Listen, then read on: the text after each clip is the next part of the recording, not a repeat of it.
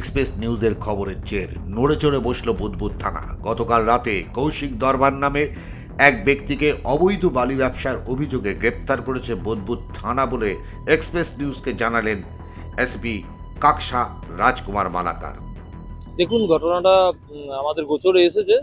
আমরা পুলিশের তরফ থেকে আমাদের রেড করা হচ্ছে। আপনারা হয়তো জানেন যে গতকাল রাত্রি একজনকে আমরা অ্যারেস্ট করেছি। আজকে কোর্টে তাকে পাঠানো হবে।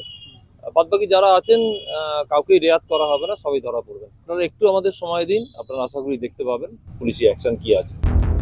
এসিপি আরও জানান, পুলিশকে হেনস্থা করার কোনো অভিযুক্তকে রেয়াত করা হবে না, কিন্তু স্থানীয় মানুষের অভিযোগ গ্রেপ্তার ব্যক্তি কৌশিক দরবার একজন ট্রাক্টর মালিক। চুক্তির ভিত্তিতে উনি ট্রাক্টর ভাড়া খাটান। অবৈধ বালি ব্যবসার সাথে ওনার কোনো যোগাযোগ নেই। আর এক স্থানীয় তৃণমূল নেতা নাম প্রকাশের না করার শর্তে উনি দাবি করেন যে স্থানীয় পুলিশ মূল আসামিদের আড়াল করতে আমাদের কর্মীদের মিথ্যে মামলায় ফাঁসিয়ে হাওয়ার রূপ ঘুরিয়ে দিতে চাইছে।